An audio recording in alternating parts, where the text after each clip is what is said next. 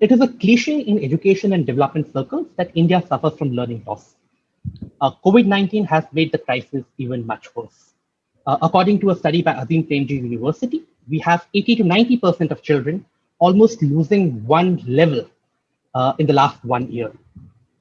Thanks to some cutting edge research across the world, we know that this learning loss is not a short term phenomena, that human capital accumulation matters. And in long term, this is going to affect everyone from potentially children's life outcomes to even things like GDP and productivity.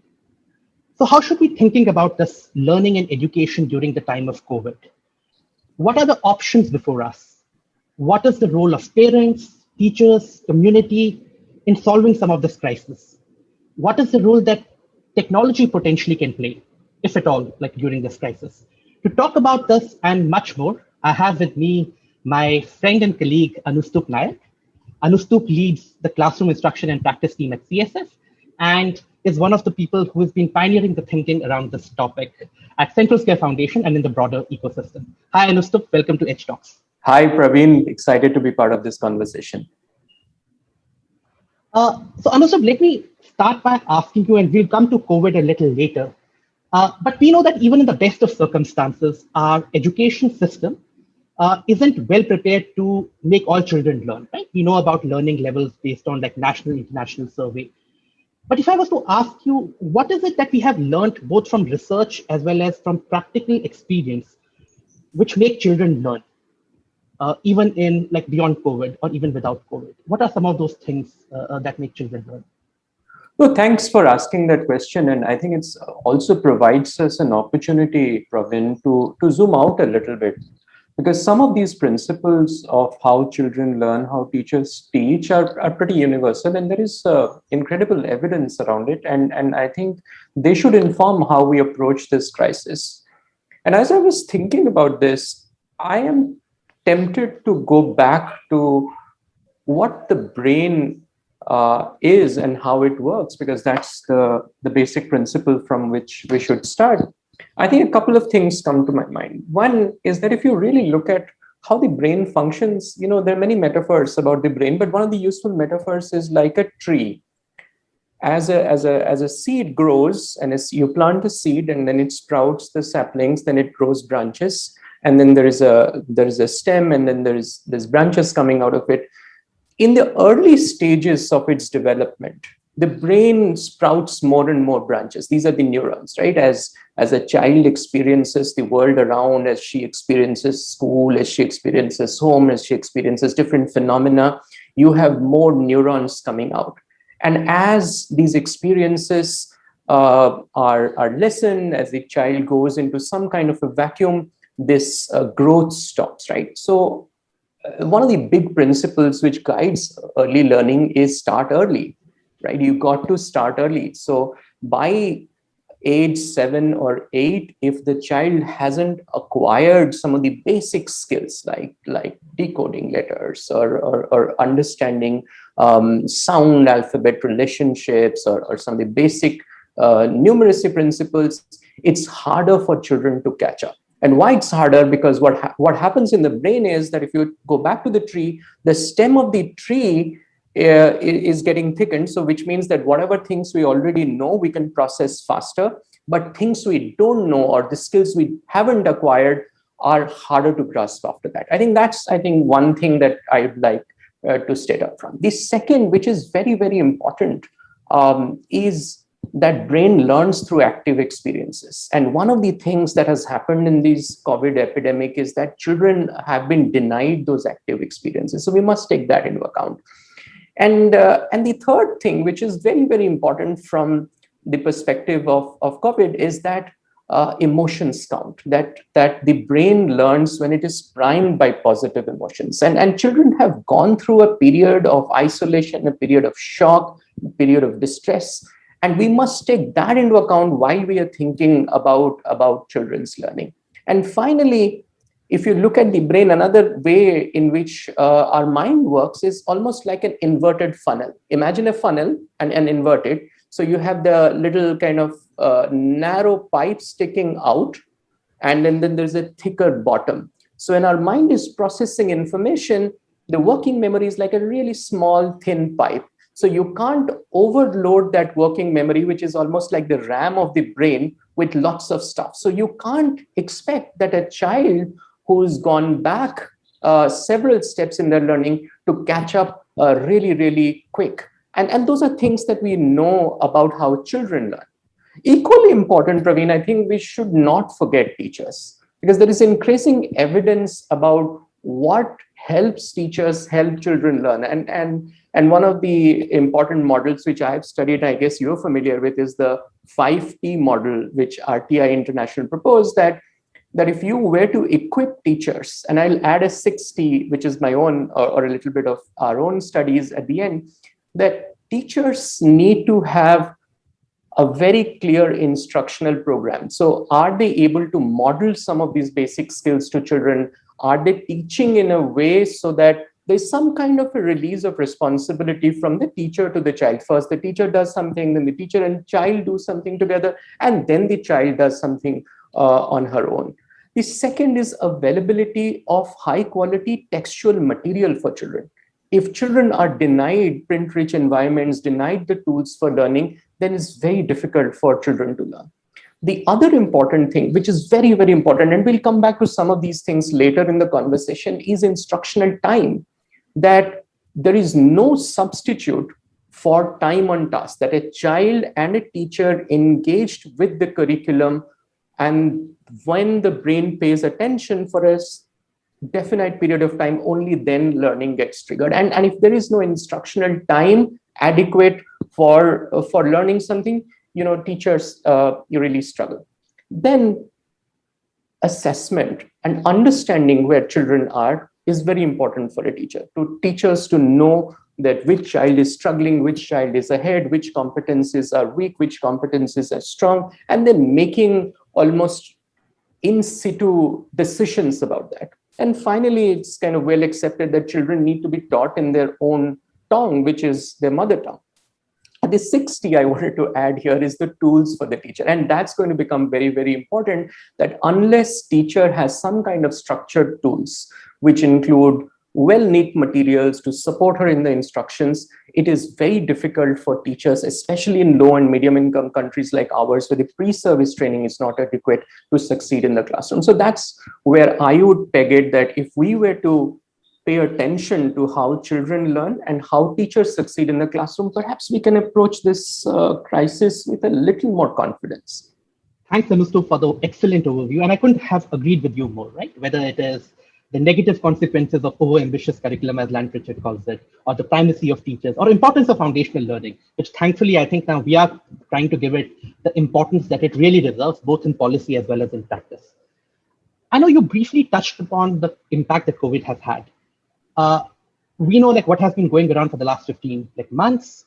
Schools have mostly been closed. States started to reopen in the winters. Unfortunately, we had this devastating second wave, and now we don't know what is going to happen.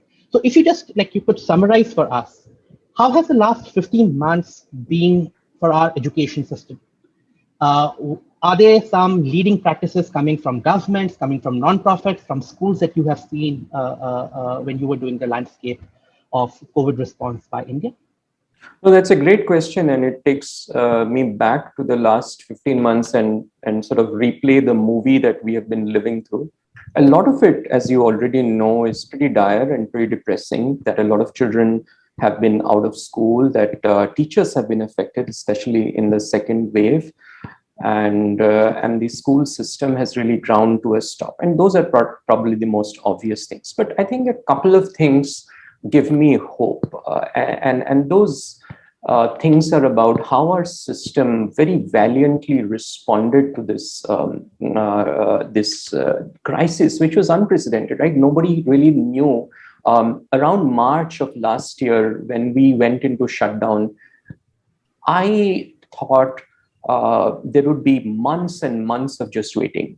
And I was proved wrong. And when we are looking at some of these states, we work with a set of excellent NGO partners. And of course, many teachers in the front lines responded very, very courageously. And at a systems level, there was many efforts. And I think it's important to acknowledge them, that the government did respond. at both the center and the state levels. In the center, there were things like the NPTEL, the Swayam, the ePathshala and Diksha. So a lot of digital efforts were launched. And if you look at what happened in the States, I think there were many programs, especially launched around getting children to learn at home. And I would classify many of these programs into what I would call high tech, low tech, and no tech. And I will spend a little more time, hopefully, on the no tech part, which is very, very interesting. But let me touch on the other two to begin with. And everybody knows that while India 2 and India 3 suffered, India 1, which is the most privileged kids, had a dramatic exposure to very high quality educational content, and given their privilege, given their access, were able to access very high quality apps and adaptive learning solutions. And we know all about that. But I'm going to spend a little more time on what happened to children in India 2 and India 3, which is the less privileged children. One thing which kind of struck all of us is that WhatsApp was by far the most common medium. So 74% typically, and when you looked at all kind of learning activities, 74% of all learning activity was activated through WhatsApp. States like Maharashtra and HP have done an amazing job in bringing and reaching out to almost 70% of their children through these low-tech solutions like WhatsApp. And if you zoom out of India, there's some very interesting low-tech solutions out there. YoungOf, which is an interesting nonprofit in Botswana, created this SMS text. They were sending these bite-sized chunks of learning, and they were able to bring down innumeracy, which is the inability to count or inability to do basic operations, by almost 50%. And closer home, Madhi, which is one of our program partners in Tamil Nadu, launched a program called Happy Learning, which leveraged this feature phones, which don't have the smartphone-like facilities. They provided hard copy workbooks and then had this IVRS kind of response layered on top of it, and were able to see about 10% jump in learning levels. But I think what's most interesting and perhaps holds some promise for the future is what I would call no tech combined with low tech. And those are the solutions that were created by organizations like Language and Learning Foundations, LLF and Pratham, which LLF ran a very interesting program called Har Ghar School, which basically means a school in every home. And they sent volunteers who were equipped with packets of learning materials. These were worksheets. These also included materials for parents. These volunteers reached out to children closer to their home, ran these very interesting activities, and also educated parents on how to support their children. There was, on top of it, there was a kind of a WhatsApp blast, which kept the engagement alive. There were these intermittent tests that they did. And the results are outstanding, right? You've got a reading comprehension gains of 80% and about 55% gains in writing. You don't see that kind of gains in normal programs. So I think that's on the bright side. But let's also take a moment to acknowledge the reality at a macro level, which is sobering. We recently ran the classroom instruction practice team that I lead, just ran a teacher survey with teachers in a couple of large Hindi speaking states. And one of the things we found out from teachers was this home learning was really not happening at a mass scale, because students just didn't have access to learning. There was very few children who actually have access to smartphones. Some of you might have read the Pratham report, which basically said that almost 70% of children don't have access to these smart devices. And so that's one. The second one is more interesting, because one criticism, and it's a fair criticism, is that I think the response was largely what I would call spray and pray. That you created lots of content and you pushed it out through these channels and you hope that children learned. Avanti did an interesting study in Haryana, and they found out that 50% of children watched this content for less than 10 seconds. So the actual engagement is very poor, and partly because of access reasons, but partly goes to the point that I was mentioning about active experiences informing how the brain learns, that this content was not really engaging for most children. It was not relevant, and they just stopped using it.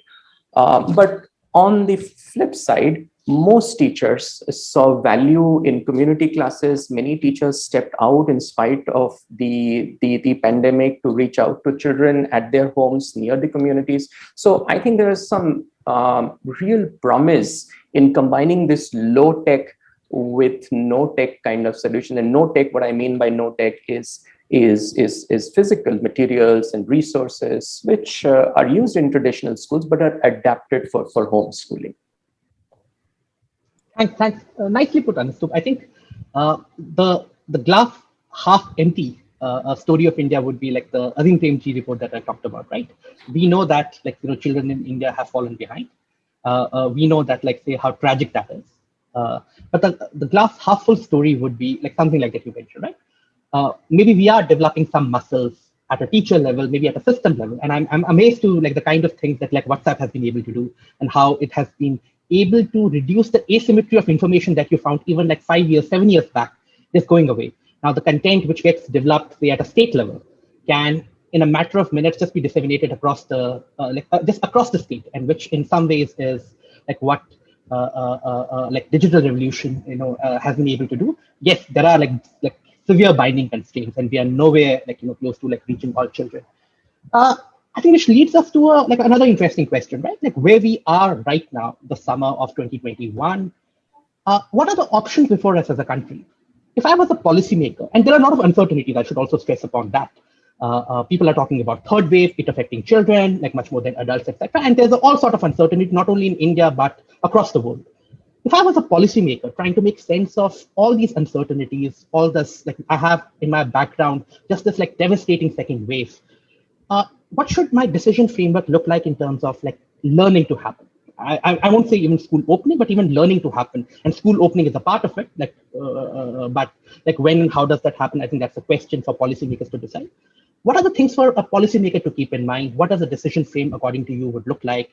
And what is it that they could do in the interim to prepare for when we open the schools? Well, thanks for probing on that. And as you know, it's a difficult question, and neither I nor anyone in the domain would have the right answers. But I think it may be helpful first to frame the problem a little bit. And I think when we thought about the problem, there are three critical elements that are emerging, and they need to be solved almost simultaneously. But I think each one has a lot of work to be done. The first one, which is pretty obvious, is that there is a massive learning loss due to a gap of 2 years. So imagine a grade 3 child who is entering grade 3 today is actually what I would call at grade 0.5 or grade 0.25, which basically means that this child had never gone to school for a year, which is the grade 2 never happened. The grade 1 happened, and there would be a slide in whatever that child would have learned.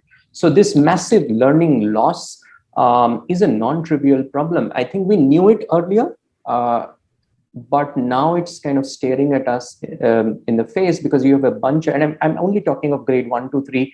That is not to say that those are the only grades we should care about. But if I put on my foundational literacy and numeracy hat, these 2 or 3 cohorts are really hard hit. So how do you work with these 2 or 3 cohorts of children? And I'm not even talking of the grade 4 and 5 entering children who are basically 8 and 10 years old, but they're not really ready for upper primary.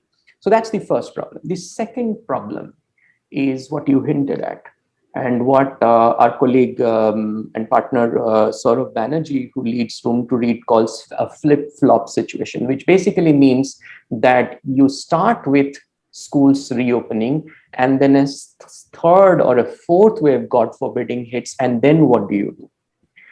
And one of the big learnings from the last time was that when the first wave hit, we created this muscle around our home learning. We kind of opened the taps, so to say, and as the wave receded, we closed the taps down. So are we going to do the same? Are you going to do something different? How is it going to pan out? That's something, there's a second one. The third one, which is extremely critical, which is, I think, something no one should forget about, and that's almost a first or a zeroth order problem, is that children are dislocated from school. Not only do they have access, don't have access to digital devices, but because of migration, because of reverse migration back to their communities, because of dislocations in their families' situations, children are not to be found anywhere in the school. And we've got teachers who are telling us, and I went to a school in UP just when the schools had reopened for a few weeks, and the teacher was telling me that the children who have come back this time are not the same children who I had in school. So she's dealing with a completely new set of children. So how do we really solve for this? Because this was, if India had achieved one big thing, one big victory, it was access, right? Getting children into school. And now we've stepped back. So I think those are the three problems to solve. But I'll also look at, also share a few sort of emerging thoughts that we have. And these are not thoughts only from us, but this is also thoughts which we have gleaned through a lot of deliberations with almost 15, 20 programmatic partners, which represent some of the best minds in this domain. We've also been in touch with teachers and the middle management cadre in the states to validate some of these assumptions. And these are some of the emerging thoughts that are coming through. The first thought which is coming through is that, and I go back to the funnel example, right? You can't force water through that thin pipe, right? So you got to restructure the curriculum. And I think this was anyway something that a lot of us who've been working in the domain had been advocating, that you can't have this ambitious curriculum, like you said, but now the time has come to really pick and choose. So you need prioritized learning outcomes. So you need to understand that children will not be able to cover the entire sort of stated curriculum as it says, or the design curriculum or the intended curriculum. So you have to prioritize the learning outcomes. That's the first thing. The second thing you'll have to perhaps do is to understand, and this is going to be tricky because this will take a lot of doing. You have to understand that this learning loss is not going to be remediated through some quick fix remediation acceleration type of a program. It's almost like the car has been in the garage for 2 years. You certainly can't drive it into a Formula One racetrack. So whatever you have to do it over 2 years. And thankfully, some of the governments that we are working with have begun to realize that. And here is what it may look like. So imagine a grade 2 child, right? A child who's entering grade 2 this year. This year, in the coming year, hopefully if schools remain open, the grade 2 child will be taken back to grade 1 competencies. So, right, so you sort of make up for that loss. You cover a little bit of grade 2 competencies. You still haven't by the end of grade 2 reached end of grade 2. Then coming year, when they technically enter what is grade 3, you actually start with grade 2 and then go on to grade 3. So in the third year, by the time they reach grade 4, they hopefully will catch up. So I think giving children and teachers this opportunity to catch up over a slightly longer period of time is going to be critical. And in order to do that, you need a couple of changes in the classroom. One is that it's pretty obvious that standard definitions of grade is not going to hold. So you'll have to assess children, group them, what's commonly known as teaching at the right level into groups. But you also have to design curriculum which is specifically designed to cater for this kind of learning loss, right? You can't teach children as if they were in the previous system. That's one. The other important thing, Praveen, which is coming very, very clear is socio-emotional learning is going to be a very big part of how we educate children. When children come in, and that's where the role of emotions in the brain come in, if children have experienced so much trauma, so much stress, so much disengagement in the learning process, you almost need a school readiness program for every child. You don't need a school readiness program only for the youngest children. That's how we were thinking. Because if you don't go to school for a year, you're not really ready for school, and not ready only in the cognitive, in the academic sense, but to get used to this new environment. So we'll have to create a program for children to become ready for schools. But you can't stop there. You have to continue this emotional support for children across the continuum of their life. And the last point I wanted to make, where some tough decisions have to be taken, is on instructional time. I mean, you know this, that when teachers come to school, and this is a diagnostic we did a couple of years ago in one of the large states in India, only 15% of their time in school is actually spent in instruction. You can't have that. You can't have that kind of time on task and expect that children are going to learn better. So you really have to set aside instructional time. And what you need to understand is that the way children learn is not very linear, right? So if you want to learn master literacy, you need to focus on decoding, on basic reading comprehension, on orality. All of those things need to be emphasized every day. You can't just stop after doing some basic work on that, or some foundational skills in math, for example, operations. So you have to set aside very strong instructional time, protect that almost, or ring fence that, as we often say. So those are the things that we really need to think about when schools open. The last point I wanted to make is the issue around this whole flip-flop environment, that you really cannot treat the school opening linearly. So you have to think of scenarios in which, and in fact, and one of the things one of our partners was suggesting was that even different districts in the same state could be playing out differently. And think about this. One scenario could be there is complete lockdown. You really can't reach the children, right? There is the second scenario where children can receive some materials, some physical materials. There's a third scenario, a little better, where children are still not coming to school and then getting some kind of home-based or community-based support. And there's a fourth scenario where obviously children aren't coming to school. And all of those scenarios could coexist in the same geography. All those scenarios could also coexist in the same academic year. So you cannot really switch off the tap.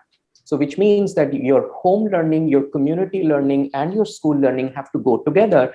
And you have to design the curriculum in a modular way so that if one track gets switched off, a mirror of that almost exists. So if I am learning a piece of content in school, is there a home learning equivalent of it? So it's complex, but I would summarize it by saying we have to take some hard decisions. We have to take a hard decision that for the foundational years, we have to slow down, we have to narrow down, and we have to focus on basic skills. We should have done it any which way, I would argue, but now the time has come to really take a stand. Thanks. That was wonderfully put, Anustav. And I think there are just a couple of things which I really liked from what you said, which is, I think like one thing which I think pandemic has taught us is decentralization. That one size fits all for the entire country, even for the entire state. Our states are as big as like countries, right? And as diverse as like many of them.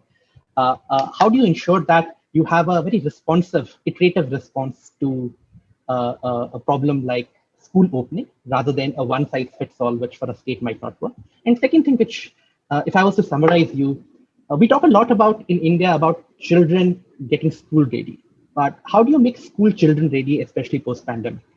What is the role of a teacher? What is the role of a school? What are the enabling conditions? And I think like one thing which you are stressing upon is the curriculum and the prioritization there. And how do we ensure that we reimagine schooling and that experience for children rather than like the linear grades that all of us have, like, you know, I think like mentally like being used to.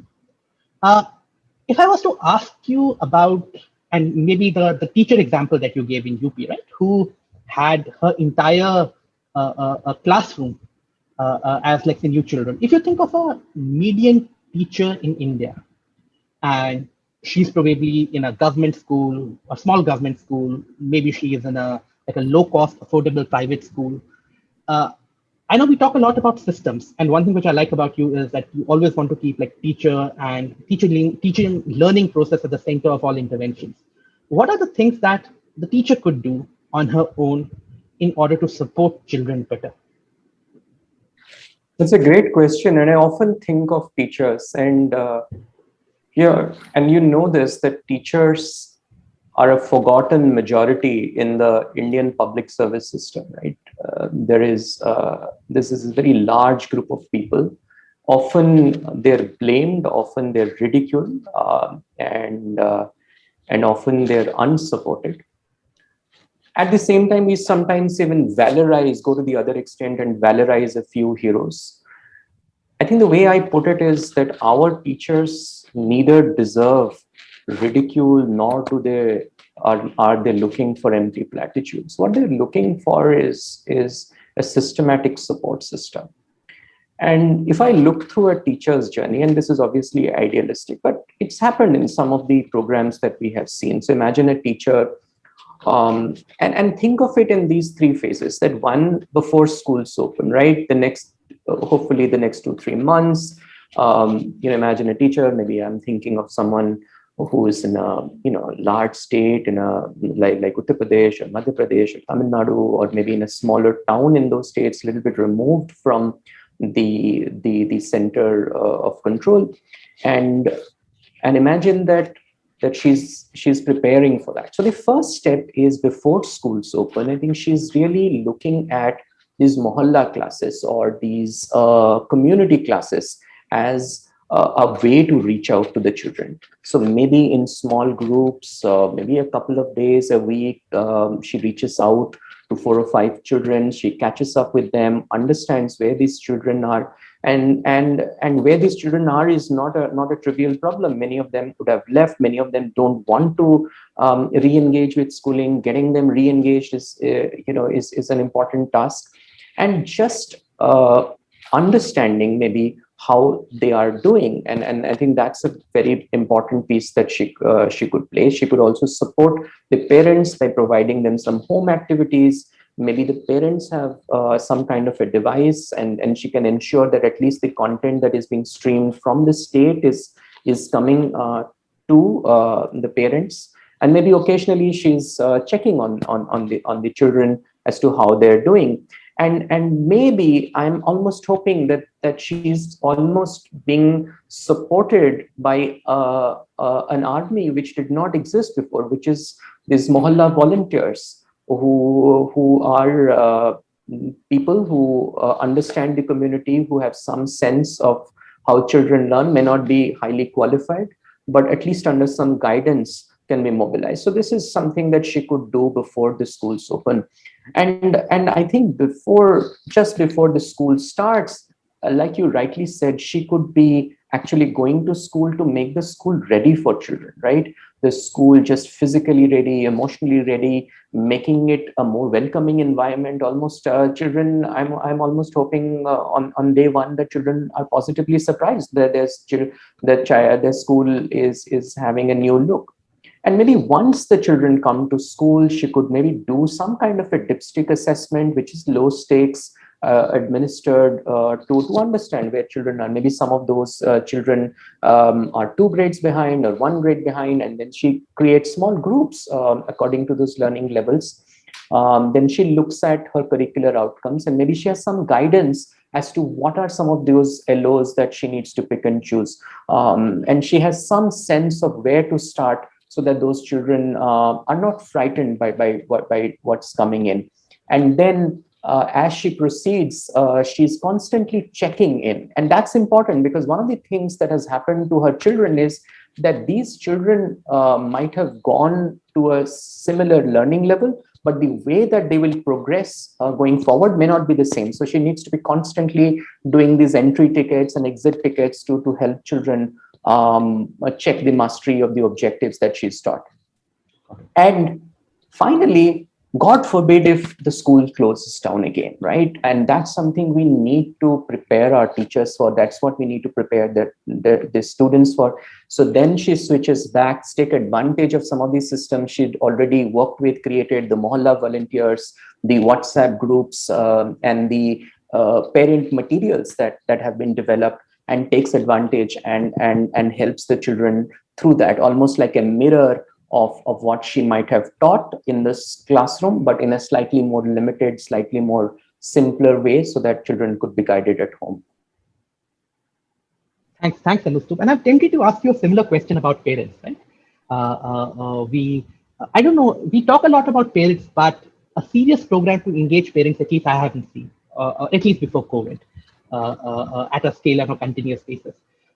If I was a parent with a young child, right, in say age 3 to age 8, age 10 bracket, what is the advice that you would want to give to the parent? What is it that I could do for and about my child's learning?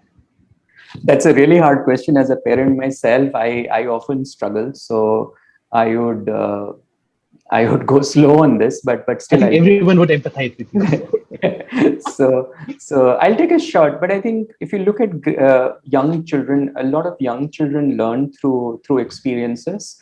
So one of the things that we could do is to find opportunities for learning inside the house.